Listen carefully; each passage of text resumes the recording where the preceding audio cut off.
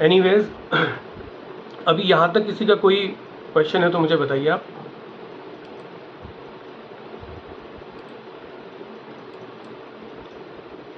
रुचि जी कोई क्वेश्चन? चंदन जी और Aditi ji, anything you would like to clarify? No sir, अभी तो I'm just trying to understand it. Okay, मैं बहुत इजी करके कोशिश कर रहा हूँ ताकि ना आपको कभी किसी को भी तंत्र के बारे में आगे अपनी जर्नी शुरू करनी हो तो कोई गलत मतलब कॉन्सेप्ट दिमाग में नहीं रहे, है ना। तो मैं कोशिश कर रहा हूँ आप सभी के लिए इजी करने की। तो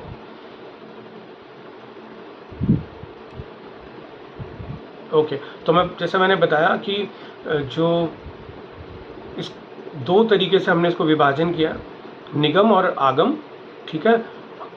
निगम मतलब अपौरुषीय, और जो हम आगम की बात कर रहे हैं तो इसमें स्पेसिफिकली इसको नाम दिया जाता है कि भाई शैव आगम।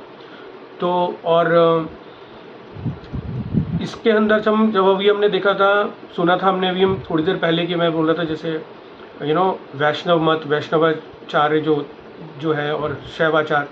तो बेसिकली जब हम वैष्णव की बात करते हैं तो इसमें आपने माधवाचार्य, निम्बार्काचार्य, वल्लभाचार्य, है ना, गौड़ीय संप्रदाय, रामानुज, इनके आपने नाम सुने होंगे। तो बेसिकली वैष्णव जो हम संप्रदाय कहें या वैष्णवाचार्य बोलें तो कहते हैं कि इसको इसलिए भी इसको इसलिए फॉर्म किया क्योंकि वेदों को डायरेक्टली समझना बहुत डिफ़िकल्ट था। तो उसके लिए जो है ना निरुक्त और व्याकरण की ज़रूरत थी। तो सिंप्लीफाई करने के लिए जो है ये वैष्णवाचार आया, तो जिसमें निरुक्त, व्याकरण, छंद के थ्रू समझाने की कोशिश की गई वेदों के शब्द को। अदरवाइज़ वेद को समझना इतना आसान नहीं है ना। और स्पेशली वैष्णवाचार्य वाले जो लोग होते हैं वो भगवान को, ईश्वर को, है ना, प्रसन्न करने के लिए वो राग, श्रृंगार, इनमें ज़्यादा वो मतलब जो है फॉलो करते हैं उस चीज़ को। वो जैसे कि आप एग्जाम्पल देखो, जैसे चैतन्य महाप्रभु जी का नाम सुना होगा, स्कॉन वालों का आपने देखा होगा, है ना। तो बेसिकली एक कहानी भी है अकबर और तानसेन की, अगर आपने कभी सुनी हो। तो उसमें अकबर एक बार तानसेन से पूछते हैं कि भाई आप तो बहुत अच्छा मीठा गाते हो, मगर आपसे भी मीठा कोई गाता है? तो उन्होंने बोला हाँ मेरे गुरु हैं हरिदास जी जो वृंदावन में हैं। तो उन्होंने पूछा भाई आपके गाने में और हरिदास जी के में क्या डिफरेंस है? तो उन्होंने पूछा कि मैं गाता हूँ आपके लिए, आपको प्रसन्न करने के लिए, और हरिदास जी गाते हैं भगवान कृष्ण के लिए, ठीक है। तो बेसिकली क्या है, जब भक्ति का ना कोई किसी तरीके से आप उसको मतलब कि इसका कोई लिमिट नहीं है। बेसिकली जब भक्ति मार्ग की बात करते हैं ना, इसकी कोई लिमिट नहीं है। और फिर जो चौथा मार्ग आता है वो गणपति मार्ग आता है, सूर्य मार्ग आता है, फिर आगम मार्ग तो हम डिस्कस कर ही रहे हैं, जिसको हम भगवान शिव के निराकार रूप, जिसको हम शिवलिंग की बात करते हैं, उसकी हम बात करते हैं। बेसिकली निराकार रूप की बात है शैव आगम में, ठीक है। और जो शैव आगम है वो डिवाइडेड है मल्टीपल सेक्ट्स में फर्दर, है ना, जैसे अशुपात, कपालिक और बहुत अलग तरीक़ों से भी। और शैव ग्रंथ में जो स्पेशली नाथ संप्रदाय है, जिनको हम अलख निरंजन बोलते हैं, जिसकी शुरुआत मत्स्येंद्र जी ने की थी, मत्स्येंद्र नाथ, जो कि गोरखनाथ जी के गुरु थे, ठीक है। तो जो मैं नाम बता रहा हूँ ना, ये इम्पॉर्टेंट नाम है, इनके बिना आपको कभी भी तंत्र में मज़ा ही नहीं आएगा। जैसे कश्मीरी शैव संप्रदाय में अभिनव गुप्त का नाम जरूर याद रखो आप, और जनरल में आप मत्स्येंद्रनाथ, गोरखनाथ, इनका नाम जरूर याद रखो, क्योंकि बेसिकली अभी इनकी मैं उपयोगिता बताऊंगा, इन्होंने कैसे तंत्र में अपना जो है कैसे योगदान दिया, वो अभी मैं आपको क्लियर करूंगा, ठीक है। तो जो बेसिकली शैव साधु हैं वो नाथ बोले जाते हैं, अघोरी, अवधूत, औगड़ बोले जाते हैं। और आपने जो तंत्र में होते हैं उन्होंने वो विज्ञान भैरव तंत्र की बात करते हैं वो। तो विज्ञान भैरव तंत्र एक मतलब फेमस है, काफ़ी आजकल बहुत प्रचलन में विज्ञान भैरव तंत्र। और ये पार्ट है कश्मीर के शैव संप्रदाय की, जिसमें कॉन्वर्सेशन बताया गया है बिटवीन भैरव एंड भैरवी। भैरवी मतलब शक्ति का रूप, और भैरव मतलब जो है अग्रेशन वाला जो रूप है वो भगवान शिव का है ना। तो इसमें इनका कॉन्वर्सेशन बताया जिसमें जो शक्ति है पूछ रही है भगवान शिवा से कि आप एक्चुअल में कौन हो। तो वो पूरा जो कॉन्वर्सेशन है उन्होंने शिव ने बताया है कि अगर आप कोई सर्टन तंत्र विधि फॉलो करते हो तो आप शिव तत्व को जान सकते हो। तो इनके ऊपर काफ़ी बुक्स हैं, आप वो पढ़ सकते हो, ठीक है। और अभिनव गुप्त ने जो है ना तंत्र शास्त्र पे बहुत काम किया है, तो आप अभिनव गुप्त के बारे में भी पढ़ सकते हैं, आपको बहुत अच्छा आइडिया मिलेगा। अब बात आती है एक और संप्रदाय और सेक्ट की, जिसको हम बोलते हैं शाक्त, जिसको हम बोलते हैं कि शक्ति से जिसको जो शक्ति से सिनोनिमस है, ठीक है। तो बेसिकली एक हुआ शैव, एक हुआ शक्ति, यानी जिसको हम शाक्त बोलते हैं, और जब शक्ति और शैव को जब हम मिलाकर बात करते हैं तो उसको हम कौलाचार बोलते हैं, ठीक है। और फिर आगे आगे अलग अलग तरीके से कपाली मार्ग, वाम मार्ग, अवधूत मार्ग, जिसमें शिव के अलग अलग अवतार हैं, वीरभद्र, नंदी, भैरव, पिपलाद, शरभ इत्यादि, और बहुत सारे हैं, ठीक है। विष्णु के अवधूत वाले रूप में दत्तात्रेय जी का आपने नाम सुना होगा, जिनकी महाराष्ट्र में बहुत पूजा होती है, जिनको अवधूत और दिगंबर दोनों का वो रूप माना जाता है। और शिव पहली बार अवधूत तब बने थे जब सती ने जो है ना आत्मदाह कर लिया था, तब उस समय पे शिव ने पहली बार अवधूत बने थे। और वहाँ पे भी ऐसा कहानी है, ऐसा कहा जाता है कि तब वो अवधूत बन के घूम रहे थे, तो उनके नग्न रूप को कुछ ऋषियों की जो स्त्री थी उन्होंने देखा, तो वो उन पे मोहित हो गई। तो ऐसे तो बेसिकली जब ऋषियों को पता चला तो उन्होंने श्राप दिया उनको। तो ये भी एक कहानी है कैसे जब हम बात करते हैं शिवलिंग की, तो वो कैसे पूजा में आया, और कैसे जब हम शिव शक्ति की बात करते हैं, तो ये भी मतलब इसके बारे में आपको पता होना चाहिए। अगर पता होगा, थोड़ा पढ़ेंगे, रिसर्च करेंगे, तो इससे भी क्लू मिलते हैं हमको तंत्र के बारे में जानने के लिए, ठीक है। अब देखो मैं आपको बताता हूँ, बौद्ध जो संप्रदाय है ना, बौद्ध तंत्र ने जो कौलाचार है, जिसमें स्पेशली बौद्ध तंत्र के दो अलग तरीके से उन्होंने उसको 4 भागों में विभाजित किया था। मैं 2 की बात कर रहा हूँ, वज्रयान और सहजयान, ठीक है।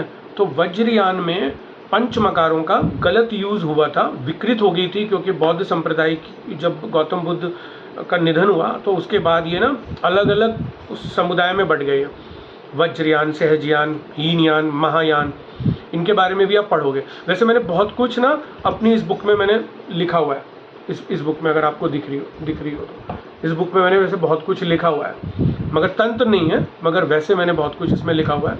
It is a ready reckoner guide to understand short form में वेदास के बारे में। तो बेसिकली क्या है कि जो विकृत फॉर्म है ना वज्रयान में जो आया पंचमकार का, आजकल की दुनिया वही फॉलो कर रही है, जो कि तिब्बत के साइड लोग, चीन, कुछ लोग कामाख्या में यूज़ कर रहे हैं, है ना। असम में गुवाहाटी में जो कामाख्या माता का जो मंदिर है, जिसको हम ऑब्वियसली अगम मार्ग की बात कर रहे हैं, तो वहाँ पर इसका गलत यूज़ हो रहा है। तो आपको वो करना नहीं करना आपकी चॉइस है, मगर मेरा सजेशन ये होगा कि वो चीज़ में आप ना ही पढ़ें तो अच्छा है, क्योंकि मैंने आपको शास्त्र संवत 3-4 जो भी कहानियाँ बताई, उसमें कहीं पर भी इसका यूज़ नहीं हुआ है। ये विकृत रूप में अभी समाज में फैला हुआ है।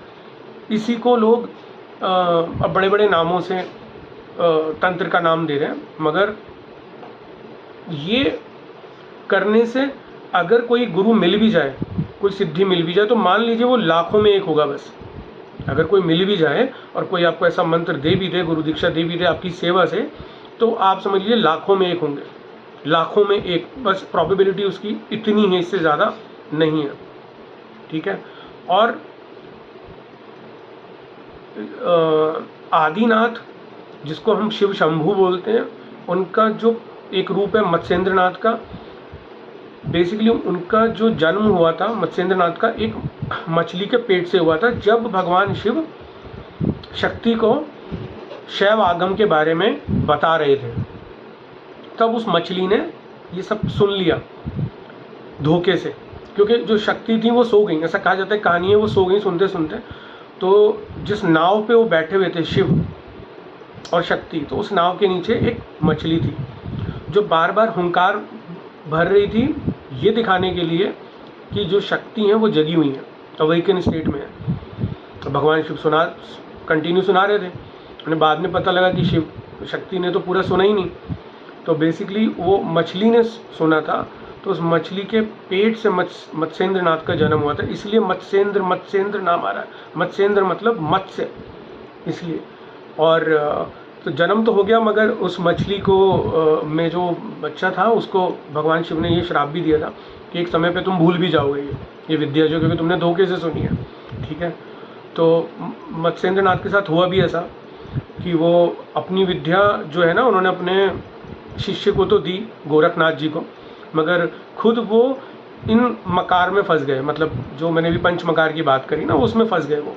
और ऐसे 2 स्त्रियां थीं, कमला और एक और, मुझे नाम याद नहीं आ रहा, कदली वन में वो वहाँ पे वो फंस गए। और जब गोरखनाथ को पता चला कि मेरे गुरु फंस गए, तो वो उन्हें वो वहाँ से छुड़ाने भी गए, बहुत मुश्किल से वो उन्हें निकाल के भी लाए, बहुत मुश्किल से वो निकाल के लाए।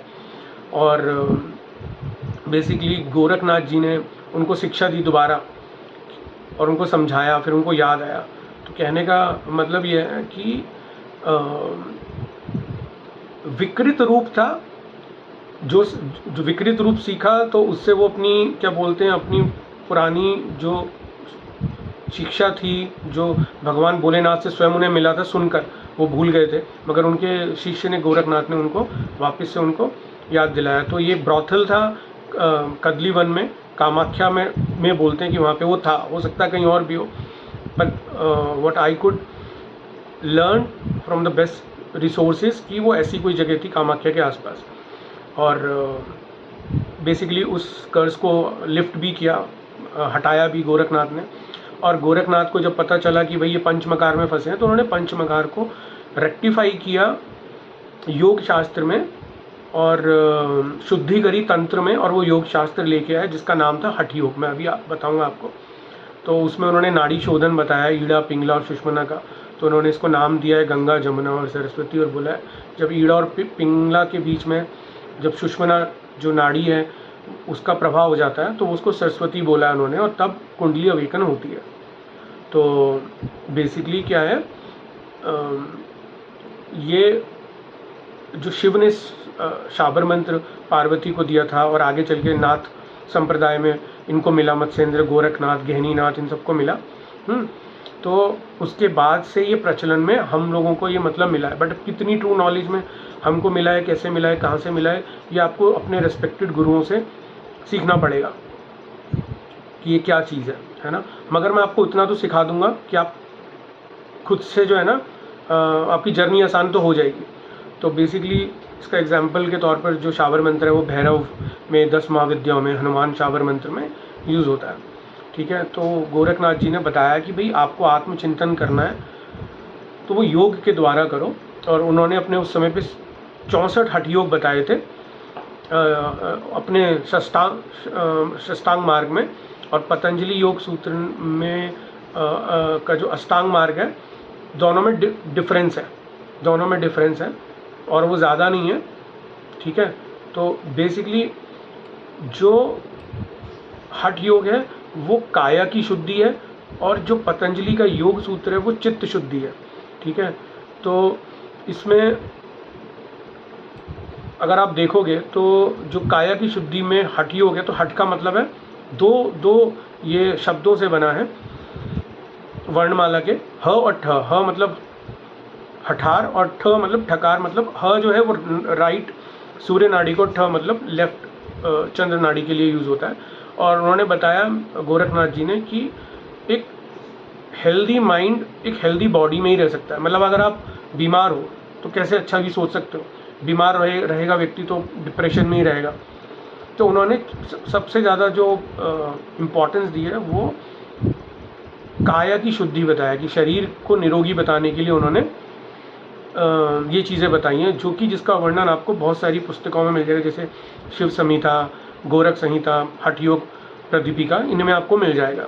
और जो बेस्ट है उनमें भी घेरंड संहिता है, उसमें आपको षटकर्म जिसमें वस्ती, धौती, नौली, नेति और त्राटक, कपालभाति, इससे जो तीनों त्रिदोष होते हैं ना, वात, कफ, पित्त, इनकी बैलेंसिंग होती है। इसमें आसन है, कौन कौन से आसन कर सकते हो, सिद्धासन, पद्मासन, भद्रासन, मुद्राएं कर सकते हो पंचतत्व को बैलेंस करने के लिए, है ना, जैसे खेचरी मुद्रा है, बहुत सारी हैं, प्रत्याहार है अपनी इंद्रियों को कंट्रोल करने के लिए, प्राणायाम है जैसे कुंभक, पूरक, रेचक, और ध्यान है, तो जिसमें प्राण ऊर्जा को बेसिकली आप सुषुम्ना नाड़ी पे लगाते हो और स्पेसिफिक चक्रा पे उसको कंसंट्रेट करते हो। फिर समाधि, फाइनली स्टेट होती है समाधि। तो इसमें भी जो सबसे अच्छी चीज़ है वो है बंध लगाने की, इन्होंने सिखाया था गोरखनाथ जी ने, जो उन्होंने अपने गुरु से सीखा था, वो था मूल बंध, उड़ियान बंध और जलंधर बंध। ये बहुत एक्सपर्ट लोग ही लगा पाते हैं बंध। इसमें आप प्राणवायु को रोक लेते हो अपने शरीर में और उसको सारे द्वार अपने शरीर के बंद कर देते हो, सारे द्वार, तब ये बेसिकली करते हो। और चित्त शुद्धि के लिए जो पतंजलि ने योग सूत्र दिया उसमें यम और नियम एक्स्ट्रा हैं, बाकी ऑलमोस्ट सब चीज़ें वही हैं। तो यम में उन्होंने 5 तरीके की चीज़ें बताई हैं, अहिंसा, सत्य का मार्ग, और अस्ते मतलब मोह त्यागना, और ब्रह्मचर्य का पालन करना, चीज़ों का संग्रह नहीं करना, उसको अपीग्रह बोला। और नियम, 5 तरीके के नियम बताए हैं कि शौच की शुद्धि करना, मतलब आंतरिक भी और शारीरिक भी। फिर संतोष, जीवन में संतोष होना ज़रूरी है। तप, स्वाध्याय करना ईश्वर का, और फिर वही आसन, प्राणायाम, प्रत्याहार, धारणा, ध्यान और समाधि। तो बेसिकली यहाँ पे कहने का मतलब ये है कि अगर गोरखनाथ जी भी कोई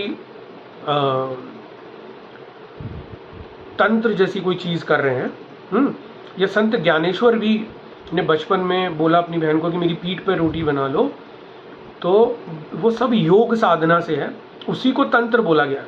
समझ रहे हैं? जब तक आप योग साधना में प्रवीण नहीं होंगे ना, तब तक आप जो है, आप उसको दूसरा नाम जो हम बार बार तंत्र तंत्र बोल रहे हैं, तब तक आप उसमें प्रवीण नहीं हो सकते।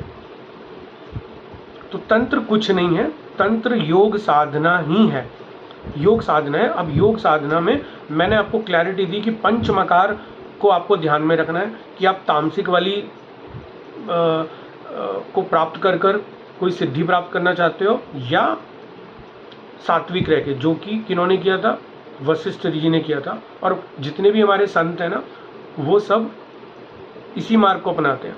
आपने पुंडलीक की कहानी मैं बताता हूँ। तो पुंडलीक जो महाराष्ट्र में पैदा हुए थे, और बेसिकली क्या थे कि अपनी वाइफ से बहुत स्नेह करते थे, प्रेम करते थे। और एक बार उनकी वाइफ प्रेग्नेंट हो जाती हैं, तो उनकी वाइफ बोलती हैं कि आप अपने माता पिता को कहीं बाहर, वो गए थे काशी, तो उन्होंने बोला कि उनको बुला लो क्योंकि घर का सारा काम करना है। तो बेसिकली घर का सारा काम वो अपने माता पिता से ही करवाते थे। तो पुंडलीक को अपनी वाइफ से बहुत प्रेम था, इतना कि वो अपने माता पिता की सेवा भी नहीं करते थे, घर का कोई काम नहीं करते थे। तो जब वो काशी गए हुए थे तो वो अपने माता पिता को ढूंढने चले गए। तो जब ढूंढने गए तो उन्होंने देखा एक आश्रम के बाहर 3 छोटी छोटी कन्याएं ना उस आश्रम को साफ़ कर रही हैं, झाड़ू लगा रही हैं। और साफ़ करने के बाद उन्होंने देखा, तुरंत वो वापस से जो मैले कुचले कपड़े थे, फिर वापस से अच्छे कपड़ों में वो श्रृंगार करके वो बाहर निकलती हैं और चली जाती हैं। तो जाने से पहले वो पूछते हैं उनसे पुंडलीक कि भाई आप जो है कौन है। तो बोलती हैं कि भाई हम जो है ना, मतलब 2 एग्जाम्पल हैं। ऐसा बोलते हैं कि वो बोलते हैं कि एक जगह कहा जाता है कि वो बोलते हैं हम गंगा जमुना सरस्वती, एक जगह बोलते हैं हम लक्ष्मी हैं, सरस्वती हैं, ठीक है। तो ऐसे ऐसे करके बोलते हैं। तो और वो बोलते हैं कि भाई आप यहाँ क्या कर रहे हैं। वो बोलते हैं कि भाई संत हैं, हम संत जहाँ वास करते हैं, हम वहाँ पे हमारा वास होता है। जहाँ संत रहते हैं ना, तो हम लक्ष्मी जी के रूप में, सरस्वती जी के रूप में हम वहाँ पे रहते हैं। तो और इसलिए हमारा जो मेन जो हमारा अटेम्प्ट रहता है वो रहता है कि ऐसे संतों की कुटियाँ जो हैं वो बेसिकली स्वच्छ रहें। तो वो बोलते हैं कि और इसका क्या तरीका है, मतलब और इसके बारे में जो वो जानते हैं तो बोलते हैं जो अपने माता पिता की सेवा करते हैं उससे आपको बेसिकली मोक्ष मिलता है। तो उनको थोड़ा सा रियलाइजेशन होता है कि कुछ तो वो गलत कर रहे हैं कुंडली, तो अपने माता पिता को फिर वो बहुत ढूंढते हैं और फाइनली जब मिल जाते हैं उन्हें तो उन्हें अपनी गलती का एहसास होता है और वो वहाँ पे उनकी सेवा करने लगते हैं, अपनी वाइफ को भी वहाँ बुला लेते हैं। तो एक रात को क्या होता है कि क्योंकि वो ये सब विट्ठल संप्रदाय से हैं तो वहाँ पे ये भगवान विष्णु की और कृष्ण की, क्योंकि एक ही रूप है, उनकी पूजा करते थे। तो होता क्या है कि वहाँ पे वो रात को अपने माता पिता की सेवा कर रहे होते हैं, पैर दबा रहे होते हैं। तो 2 ईंट होती हैं और वो उस पर कपड़ा बंधा होता है गर्म, तो उसे पैर पे रख के सिकाई कर रहे होते हैं। तो पीछे से एक आवाज़ आती है कि भाई कुंडली देख कौन आया है जिसकी तू रोज़ आराधना करता है, तो पीछे देख मैं खड़ा हूँ। वो बोलते हैं, कुंडली बोलते हैं भी देखो मैं बिज़ी हूँ इस समय, आप जो है कोई बाद में आए तो अच्छा होगा, इस समय आपको समय नहीं दे पाऊँगा। जब स्वयं कृष्ण भगवान आए हैं जिनकी वो आराधना करते हैं और वो बोल रहे हैं कि भैया मैं आया हूँ तो मुझसे मिल ले, बोलते हैं नहीं इस समय मैं बिज़ी अपने माता पिता की सेवा कर रहा हूँ। तो बोलते हैं भाई कम से कम मैं आया हूँ तो मुझे बैठने के लिए आसन तो दे। तो उन 2 ईंटों में से एक ईंट निकाल कर पीछे की तरफ वो सरका देते हैं कि भाई इस पर आप जो है अपना आसन बना लो। वो इतनी छोटी ईंट होती है कि उस पर एक पैर ही आने की जगह होती है, तो एक पैर पे वो खड़े हो जाते हैं और उस एक पैर पे खड़े हो जाते हैं। तब से भगवान कृष्ण का विट्ठल रूप वहाँ पे महाराष्ट्र में है, उसी एक टांग पे खड़े हुए। तो बेसिकली क्या है, वहाँ पर भी उन्होंने भक्ति मार्ग से भगवान की अनुभूति की है, यानी भगवान ईश्वर के दर्शन किए हैं उन्होंने, ठीक है, यानी माता पिता की सेवा से किए हैं उन्होंने, भक्ति से किए। वहाँ पर भी उन्होंने कोई पंचमकार को यूज़ नहीं किया, कोई सिद्धि प्राप्त करने के लिए सात्विक तरीके ही अपनाया। तो ये भी मैं इस कहानी के माध्यम से आपको ये भी बताना चाहता हूँ। और देखो तैत्तरीय उपनिषद में इसी बात को, जिसको हम योग बोल रहे हैं, हठ योग बोल रहे हैं, पतंजलि योग सूत्र की बात करें जो कि षड दर्शन में इम्पॉर्टेंट एक योग आता है। तो तैत्तरीय उपनिषद में पंचकोश की बात हुई है। कोश मतलब होता है खजाना, तो पंचकोश में बात की गई है अन्नमय कोश, ठीक है, जो कि मूलाधार चक्र से स्वादिष्ठान चक्र तक होता है। फिर होता है प्राणमय कोश जहाँ पे आपके प्राणों का संचलन होता है, ठीक है। अन्नमय कोश मतलब आपका शरीर अन्न से बना है ना, इसलिए अन्नमय कोश बोला है। अगर शरीर में खाना आपके जाके सड़ता है आपके इंटेस्टाइन में, ठीक है, तो मतलब, और खाना अगर बाहर भी रखा है तो उसकी एक सर्टन एक शेल्फ लाइफ होती है, तो वो भी सड़ता है तो बदबू आती है। तो आपने देखा जब किसी व्यक्ति की मृत्यु हो जाती है तो तुरंत 2-3 घंटे बाद ही बॉडी पूरी तरीके से, क्योंकि अन्न से बना है तो पूरा शरीर जो होता है ना वो स्टिंक करने लगता है। तो जो उसमें ईश्वर रूपी जो हम कह रहे हैं कि उसके अंदर उसको ऐसा कहा जाएगा कि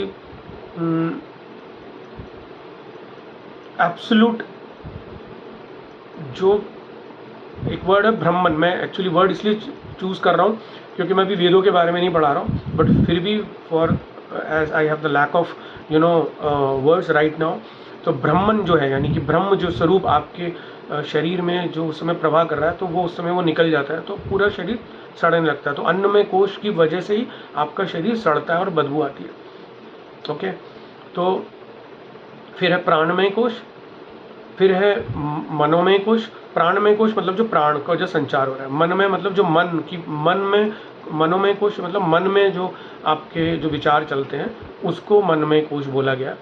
और फिर है विज्ञान कोश, फिर है आनंदमय कोश। तो सबसे इटर्नल जो जिसे बोलते हैं कि ब्लिसफुल स्टेट है वो आनंदमय कोश होता है जो क्राउन चक्र पे होता है। और विज्ञान कोश वो है जब आप सत्य और असत्य में भेद करना सीख जाते हो ना, कि गलत सही नहीं, सत्य और असत्य, मतलब जब ये कहने लग जाते हो कि भाई जो मेरे अंदर आत्मा है वो सामने व्यक्ति है सेम आत्मा है। तो इसमें भी एक ऐसे समझ सकते हो, इसको आपको रटना नहीं पड़ेगा कि जब संत ज्ञानेश्वर छोटा बालक था और अपने भाई बहन के साथ भिक्षा लेने जा रहा था तो उन्हें अपना यज्ञोपवीत संस्कार करना था। तो वो वहाँ के पंडितों के पास जाते हैं, बोलते हैं कि भाई हमें यज्ञोपवीत करना है, तो आप हमें ऐसी चिट्ठी लिख के दो कि वहाँ के हम बड़े महंत के पास जाएंगे और उनसे हम लिखवा कर अगर आप दे दोगे तो हमारा ये यज्ञोपवीत संस्कार हो जाएगा। तो वहाँ पे बहस हो जाती है। तो कहते हैं कि पहले तुम जो है पहले कुछ हमें क्वेश्चन का आंसर दो, और उसके बाद हम देखेंगे। तो पहले वो पूछते हैं कि भाई यज्ञोपवीत से पहले तुमको ये बताना पड़ेगा कि भाई तुम ना भेद जान लो कि ऊंच नीच जानवर जीव जंतु और सबकी आत्मा अलग है। तो वो बोलते हैं क्या बोलते हैं ज्ञानेश्वर कि नहीं, सब में आत्मा एक ही है। मैं ये कसम नहीं खा सकता, मैं ये शपथ नहीं ले सकता भाई। यज्ञोपवीत अपनी अलग जगह, बट मैं गलत शपथ नहीं लूँगा। वो बोलते हैं कि भाई ये तो तुम्हें लेना पड़ेगा। तो बोलते हैं देखो भाई, वो वहाँ पे जो महंत होते हैं बोलते हैं देखो सब बाहर एक भैंसा जा रहा है, तो तुम ये प्रूव करो कि तुम्हारी आत्मा और उसकी आत्मा एक है। वो बोलते हैं मैं अभी प्रूव कर देता हूँ। तो वहाँ पे वेदों का एक मंत्र बोलने लगता है बालक वो ज्ञानेश्वर। तो उसका वो तुरंत मुंह जो है ना बंद कर देता है वो महंत कि तुमको आज्ञा नहीं है वेदों के मंत्र का उच्चारण करने के लिए। You are not allowed to utter a single shloka from the Vedas और मंत्र। तो जैसे ही वो मुंह पे हाथ रखते हैं तो जो बाकी का मंत्र होता है वो भैंसा बोलने लगता है। तो सभी लोग पैर छूने लग जाते हैं संत ज्ञानेश्वर के। तो यही फिर वो बताते हैं कि देखो जो मुझ में आत्मा है, जो मुझ में वो परब्रह्म ईश्वर मुझ में है, वो उस जीव में भी है। तो आप इसको ना ऐसे समझ सकते हो, इस वाले पॉइंट को आप ऐसे याद रख सकते हो, ठीक है। और सत असत का भेद समझने के लिए विज्ञान कोश में अगर आपने रामानंद सागर की रामायण देखी हो तो उसमें जंगल में जब भगवान राम और लक्ष्मण सीता मैया को ढूंढ रहे हैं तो वहाँ पर उन्हें एक कबंध नाम का एक राक्षस होता है जिसका सारा शरीर ज़मीन के अंदर है और सिर्फ सर बाहर निकला हुआ और दो बहुत बड़ी बड़ी उसकी भुजाएं हैं। तो उन्हें पकड़ने के लिए जाता है तो वो भगवान राम और लक्ष्मण उसकी भुजाएं काट देते हैं।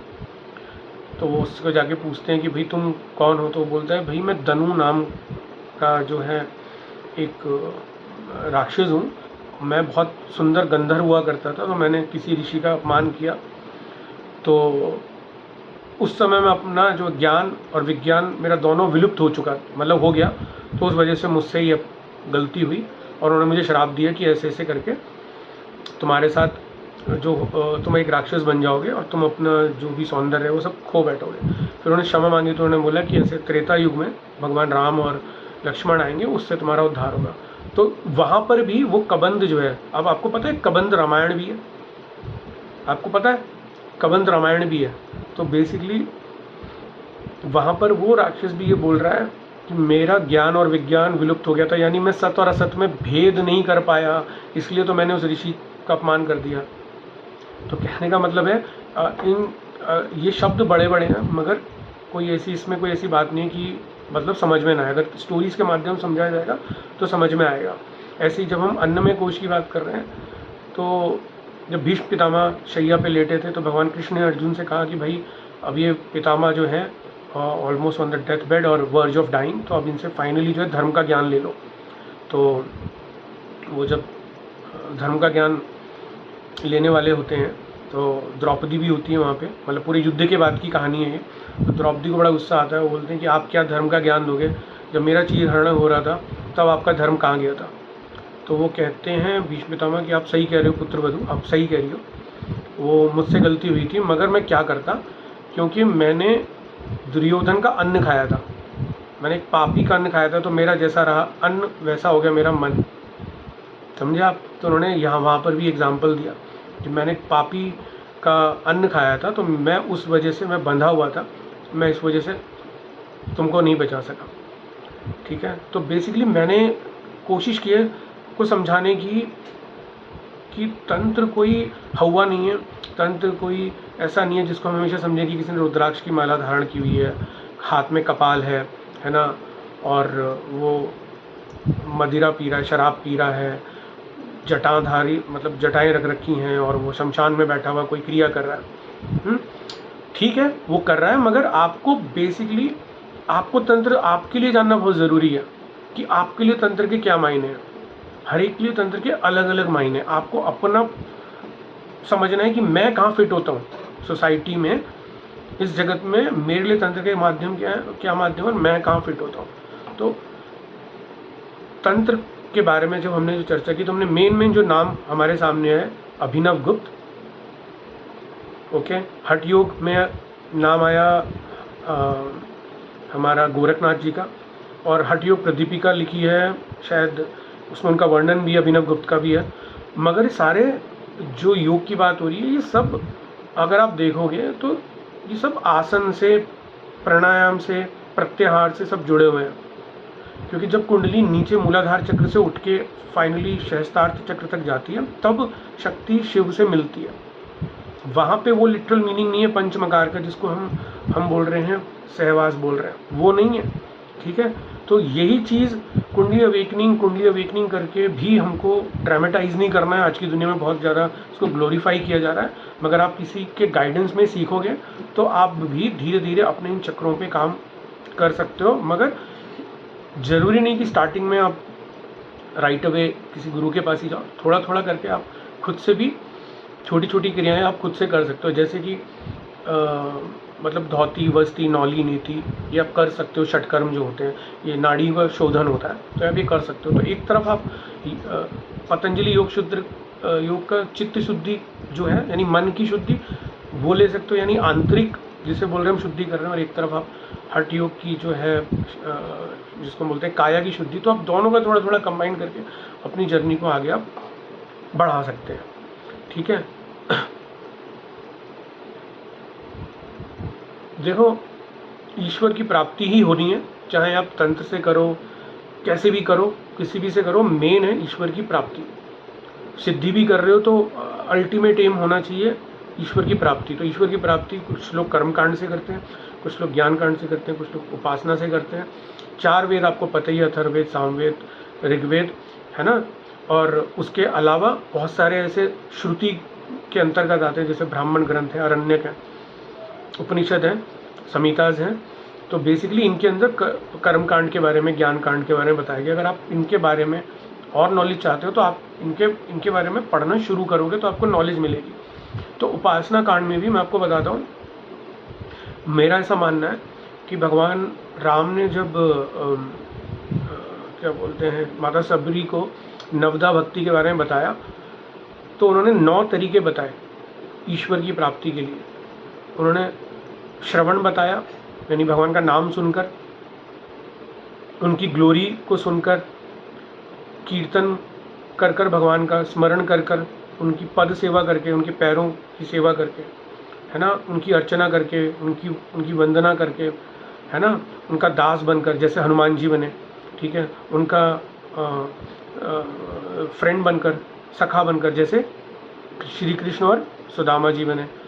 और आत्मनिवेदन, जिसमें आप सरेंडर कर रहे हो अपने आप को भगवान के प्रति, जिसमें कि आप एग्जाम्पल ले सकते हो हिरण्यकश्यप और प्रहलाद का, ठीक है।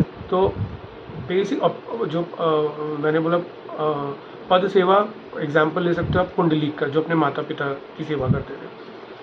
तो कहने का मतलब ये है। और श्रवण कीर्तन स्मरण में आप चैतन्य महाप्रभु, रामानुजाचार्य, वल्लभाचार्य, इनसे आपको सीखने को मिल सकता है। तो कहने का मतलब ये है कि मेरा ऐसा मानना है, तंत्र कोई बहुत हवा नहीं है, तंत्र आप सीख सकते हो, आपके ऊपर है आप कैसे अपनी जर्नी को शुरू करते हो। मैं आपसे एक चीज़ पूछना चाहता हूँ, आप मुझे बताइए कि Elon Musk, Mark Zuckerberg, Mukesh Ambani ji, Ambani family, Adani, है ना, इन्होंने कौन सा तंत्र किया होगा? आपको क्या लगता है, इन्होंने कभी तंत्र किया होगा? तंत्र की कोई प्रैक्टिस, तंत्र को लेके? ये बिलियनर है, पहली बात तो ये है, छोटे मोटे तो लोग हैं नहीं। तो आपको क्या लगता है, आपका क्या मानना है? मतलब थोड़ा सा क्वेश्चन आंसर करते हैं, it was like one sided. What do you think? Anyone?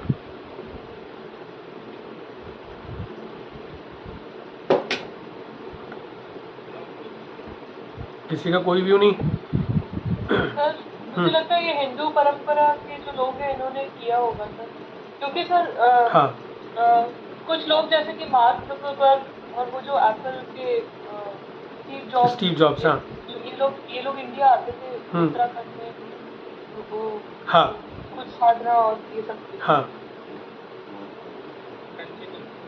तो बेसिकली इन्होंने कौन से वाला तंत्र होगा? पंचमकार वाला किया होगा, जो कि वाम मार्ग वाला है, या दक्षिण मार्ग वाला? कौन सा किया होगा और कौन सा करते होंगे जीवन में? हाँ, दक्षिण मार्ग, है ना, दक्षिण मार्ग वाला मुझे दक्षिण मार्ग। है ना, मुझे लगता है दक्षिण मार्ग वाला ये थोड़ी ना कि इनके पास टाइम है मार्ग जगह के बाकी किसी इंडिया से किसी तांत्रिक को बुलाए और खुद जाके शमशान में उसके साथ बैठ जाए, या इंडिया आ रहा है तो वो वहाँ पे जाके शमशान के साथ बैठ जाए, है ना, या स्टीव जॉब्स आ रहा है तो वो कहीं पे जाके किसी तांत्रिक के साथ बैठ जाए। वो भी कहाँ गए थे, नीम करोली बाबा के पास, है ना, उनसे बेसिकली कह लो ब्लेसिंग लेने या उनसे कुछ शिक्षा प्राप्त करने। ये तो नहीं कि वो शमशान में बैठ गए होंगे, है ना।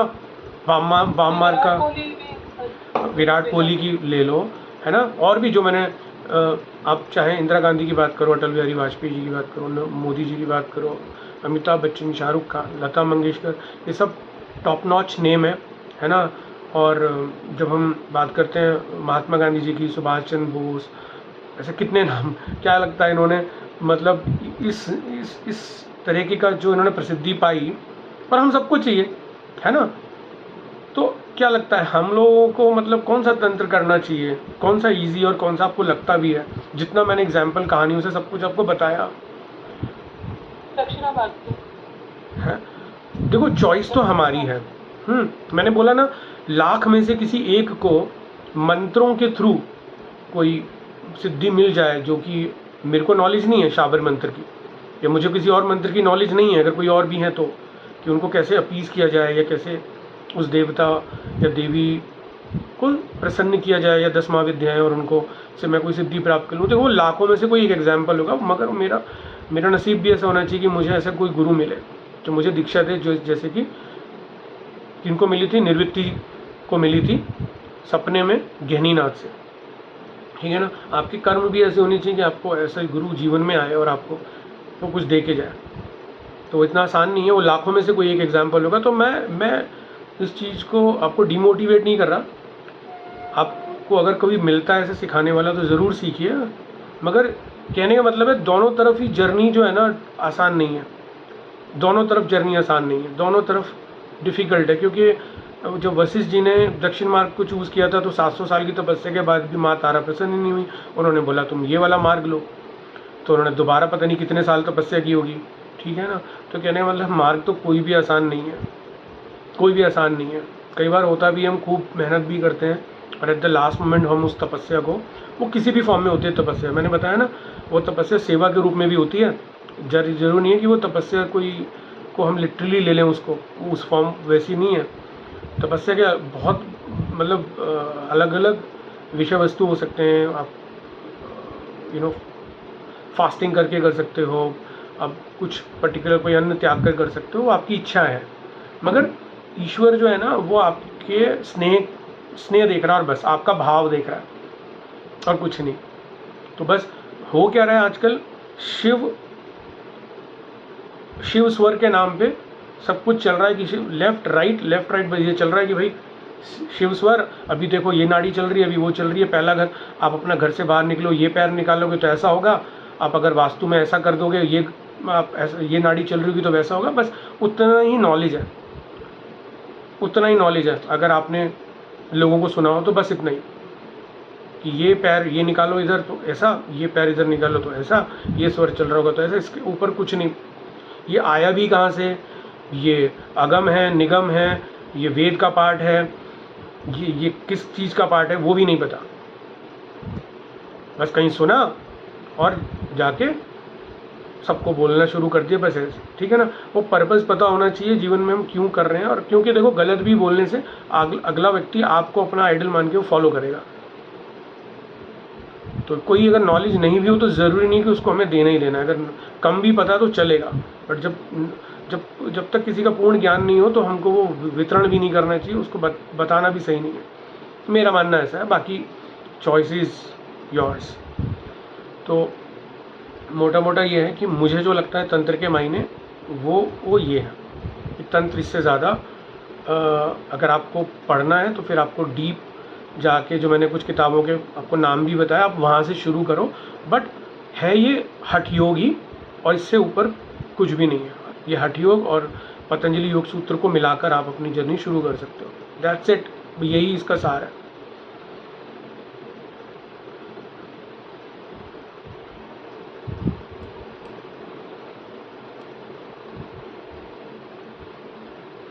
तो बाकी तो मेरी तरफ से तो डन है आज की क्लास। अगर आपको कुछ और पूछना है तो मुझे बताइए, otherwise we can wind up.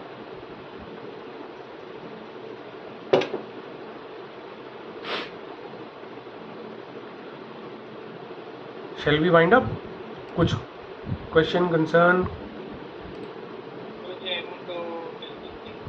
Sorry, आपकी आवाज़ नहीं आ रही।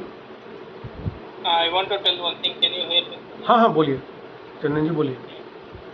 Now I understand like why Srila Prabhupada kept on repeating, he kept on saying that only Bhakti Marg will work. In this Kali Yuga especially, just chanting of Krishna names only that will work. Nothing, no other path will work. That's what he was telling. Now I understand.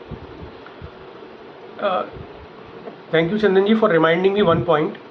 देखो, अगर आप कर्म कांड को ज्ञान मार्ग से मिला दोगे ना, तो आप फाइनली कहाँ पे पहुँचोगे? क्राउन चक्र पे, जो कि भक्ति मार्ग हुई है। वहीं पे जाके आपको खुद से साक्षात्कार हो जाता है, खुद से साक्षात्कार हो जाता है कि भाई ईश्वर क्या है और मैं, मतलब वो डिफरेंस पता चल जाता है। जीव जगत में आपको डिफरेंस पता चल जाता है, ब्रह्म जीव जगत में आपको डिफरेंस पता चल जाता है कि वो एक ही है या अलग है। तो वेदों में आदि शंकराचार्य जी ने इसको अद्वैत बोला। वो बोलते हैं कि ब्रह्म सत्य जगत मिथ्या, वो इन सबको एक ही बता रहे हैं, उसको बोल रहे हैं अद्वैत प्रिंसिपल बता रहे हैं, इसको अद्वैत सिद्धांत। बाकी बाद में जब खंडन हुआ और अलग अलग जो स्कॉलर्स आए, माधवाचार्य, वल्लभाचार्य, रामानुजाचार्य, उन्होंने उसको अलग अलग तरीके से उसको विभाजन किया, है ना। द्वैत, अद्वैत आया और सांख्य दर्शन आया, फिर त्रैतवाद आया, स्वामी दयानंद सरस्वती जी ने दिया। मगर सब अपनी जगह सही है, मगर सब ईश्वर की प्राप्ति का ही तरीका बता रहे हैं। सब ने ही भक्ति में ही मार्ग बताया है घूम फिर कर, सब ने। तो अगर आप सिर्फ कर्म कांड करते हो जिसमें ज्ञान का समावेश नहीं है, तो वो कहीं ना कहीं मतलब उसका शायद मेरे को नहीं लगता कि एक सही मार्ग होगा वो। क्योंकि कर्म कांड में अगर आप समावेश कर दो ना ज्ञान का, तो आप डेफिनेटली जो है ना, आपको उस परम ईश्वर की अनुभूति हो जाती है। जब क्राउन चक्र वैसे भी आपका वेकन हो जाएगा, स्वाधिष्ठान सहस्त्रार्थ चक्र जो हम बोल रहे हैं, तो वैसा व्यक्ति मुझे नहीं लगता कि वो मटेरियलिस्टिक वर्ल्ड में भी लोगों से मिलेगा या किसी चैनल पे आके पॉडकास्ट करेगा। वो समझ रहे हैं ना, क्योंकि ईश्वर की प्राप्ति हो गई ना, तो फिर वो खुद की सेल्फ प्रोक्लेमेशन नहीं करेगा, वो सेल्फ प्रेज, क्योंकि ईश्वर से प्राप्ति होगी ना, पता चल गया ना। वेदों में कभी जब मैं कोई नेक्स्ट क्लास करूँगा तो मैं बताऊँगा आपको कि वहाँ पे 4 महावाक्यों की बात हुई है, तो वो सब मैं बताऊँगा मैं आपको, मैं वो भी क्लास लूँगा, तो आपको इसमें और क्लैरिटी मिलेगी। क्योंकि क्या है ना, मटेरियलिस्टिक वर्ल्ड से ऊपर जाना को ही मेटाफिजिकल बोलते हैं। तो स्पिरिचुअल एक्चुअल में कोई वर्ल्ड नहीं होता, ठीक है ना। ये स्पिरिचुअल वर्ल्ड वेस्टर्न वर्ल्ड से आया है। तो स्पिरिट मतलब वहाँ पे बोलते हैं आत्मा। हमारे यहाँ पे आत्मा, वेदों में आत्मन बोलते हैं। यहाँ पे समझ रहे हैं आप, वहाँ पे स्पिरिट बोलते हैं, यहाँ पे आत्मन बोलते हैं, तो बहुत डिफरेंस है। तो बेसिकली क्या है कि वो वेस्टर्न कल्चर बोलता है कि भाई वो हर चीज़ पे प्रयोग करते हैं, वो हर चीज़ पे एक्सपेरिमेंट करते हैं। जो चीज़ पे एक्सपेरिमेंट नहीं होता वो उसको वो नहीं मानते, ठीक है। हमने हर चीज़ वेदों में फिलॉसफी के थ्रू, दर्शन के थ्रू समझी है। और आज से 500-700 साल पहले फिलॉसफी को से में साइकोलॉजी वाला पार्ट आ गया नया, तो वेस्टर्न वर्ल्ड में साइकोलॉजी चला गया वो। और हमारे लिए फिलॉसफी आज भी सबसे मतलब ग्रेटेस्ट लेवल मानी जाती है ना। तो फिलॉसफी समझ ली तो सब कुछ समझ में आ जाएगा, ये बात याद रख लो। फिलॉसफी दर्शन समझ में आ गया ना, तो सब कुछ समझ में आ जाएगा। तो कहने का मतलब है, जब वेद और पढ़ोगे तो और क्लैरिटी होगी। हालांकि मैंने आपको थोड़ा थोड़ा आज क्लैरिटी दी है कि कैसे आप यूज़ कर सकते हो अपने जीवन में। तो अगेन, बुक्स पढ़नी है, आप अमेज़ोन से ऑर्डर कर सकते हैं, मंगा सकते हैं, पढ़ सकते हैं ये सब बुक्स क्या हैं। मगर हाँ, कोई भी मंत्र को लेकर कोई भी अगर सिद्धि है तो आप किसी गुरु के गाइडेंस में ही करें। क्योंकि अगर कोई सिद्धि कर रहे हैं, कुछ भी कर रहे हैं, तो वो गुरु के गाइडेंस में ही करें। आप ये ध्यान रख के करें। मगर कोई भी सिद्धि बिना योग के इनकम्प्लीट है। क्योंकि वो क्या है बेसिकली, देखो वो कर्मकांड का हो सकता है कोई सही गुरु मिल जाए तो कर्मकांड से कोई आपको सिद्धि दिला भी दे, सिर्फ कर्मकांड से ही, कोई पर्टिकुलर रिचुअल करने से, सर्टन पर्टिकुलर डे पे या डेली 365 दिन करने से, एक पर्टिकुलर टाइम पे कोई पर्टिकुलर मंत्र से करा भी दे, बट उसकी नॉलेज सबको नहीं है ना। वो you have to be very lucky to get that guru and then siddhi. तो खैर आज के लिए मेरी तरफ से इतना ही है। और लास्ट भूमिका जी, कोई क्वेश्चन, कुछ क्लैरिटी समझ में आया या? जी सर, समझ में आया। क्या समझ में आया आपके? यही सर के भक्ति मार्ग पे ही जाना है, ऐसे कोई मंत्र भी बिना गुरु के फॉलो नहीं करना। ओके, ठीक है। तो thank you everyone, let's find up the session and Sunday को मिलते हैं अपनी क्लास में। थैंक यू एवरीवन, नमस्ते, गुड नाइट। Recording stop.